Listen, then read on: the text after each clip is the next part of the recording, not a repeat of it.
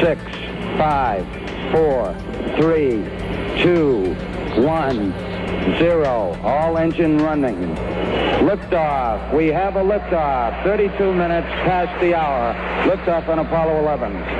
Yeah, I worked on the lunar module for Grumman, and I was involved in the instrumentation and controls and displays, and I was actually the lead engineer on Neil Armstrong's lunar lander, Apollo 11.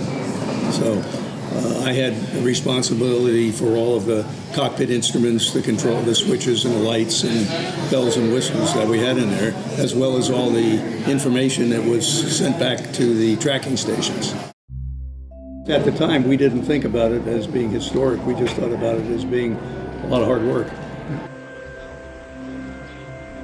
Okay, all flight controllers, go for landing. Retro. Go. Fido. Go. Guidance. Go. Control. Go. Telcom. Go. GNC. Go. Ecom. Go. Surgeon. Go. Capcom, we're go for landing. Altitude 4,200. Houston, you're go for landing, over. Hearing the landing was very exciting. And perhaps a little different for those of us that were as close to it as we were, because there was communication going on that we were aware of about the remaining fuel that Armstrong had to find a landing site. He was drifting around trying to find a place that didn't have a lot of big rocks so he could land properly. And he was getting lower and lower on fuel, and I think he was down to about 20 seconds of fuel when he landed. And we were all nail-biting and sweating palms. 2.5, picking up some dust. Straight shadow. 4 forward, drifting to the right a little. 30 seconds. Forward, drift. Contact light. Okay, engine stop.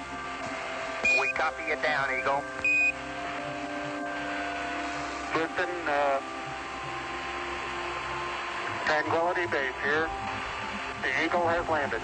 It was a big relief that he got down there and said, "Hey, you know, the Eagle has landed." It was just amazing.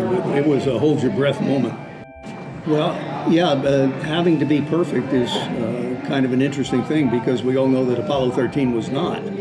But it's more about how you handle the problems than it is about the problem themselves. The problem with Apollo 13 was never envisioned, and so we were doing the same kind of thing to bring the guys back on Apollo 13 as the girls were doing in this movie we're about to see to get John Glenn around a few times and back.